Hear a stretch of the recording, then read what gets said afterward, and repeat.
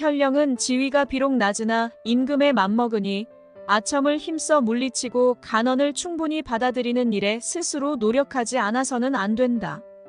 그러나 아전과 노예는 지체가 낮으니 충언을 감히 못하거니와 아첨 부리기도 또한 불편한 입장이고 오직 향승이나 수교의 무리들만이 수령의 얼굴을 쳐다보면서 제대로 할 말을 다 할 수 있는 것이다. 그래서 그들은 아첨으로 비위를 맞추어 수령을 악으로 인도한다. 수령에 대한 비방이 들끓어도 칭송하는 소리가 길에 가득하다.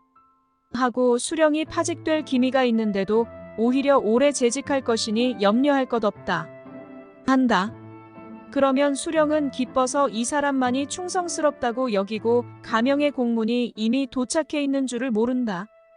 조사를 당하는 일이 갑자기 일어나면 어제까지 면전에서 아첨하던 자는 스스로 나서서 부정의 증인이 되어 자잘한 잘못까지도 들추어내지만 그래도 혹 참고 잘못을 덮어주는 자는 바로 전날 귀찮게 충언하던 사람일 것이다. 수령된 자는 반드시 크게 반성해야 할 것이다. 네, 안녕하십니까. 다산TV 다산신부름꾼 진기동입니다.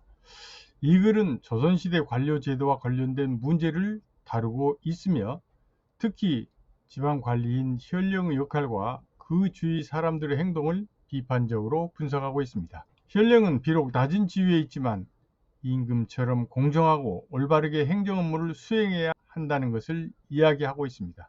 이를 위해 아첨은 물리치고 충언을 적극적으로 받아들여야 한다는 점도 강조하고 있습니다. 현령 주변의 사람들, 특히 지위가 낮은 아전이나 노예들은 간언을 하기 어렵고 아첨하기에도 불편한 위치에 있습니다. 반면에 향승이나 수교와 같은 중간 관리자들은 현령과 가까이에서 일하면서 자신의 이익을 위해 아첨을 하고 현령을 잘못된 방향으로 이끌 수 있다는 것입니다. 이러한 아첨은 현령을 방심하게 하고 상황을 정확하게 인식하지 못하게 만들어 결국 심각한 결과를 초래할 수 있다는 것입니다. 아첨하는 자들은 현령이 문제가 생겼을 때 등을 돌리고 비판하는 반면에 진정으로 충언을 하던 사람들은 끝까지 현령의 잘못을 덮어주려 한다는 점도 강조하고 있습니다. 다산의 이 글은 현재 우리 사회에서도 여전히 중요한 교훈을 제공하고 있습니다.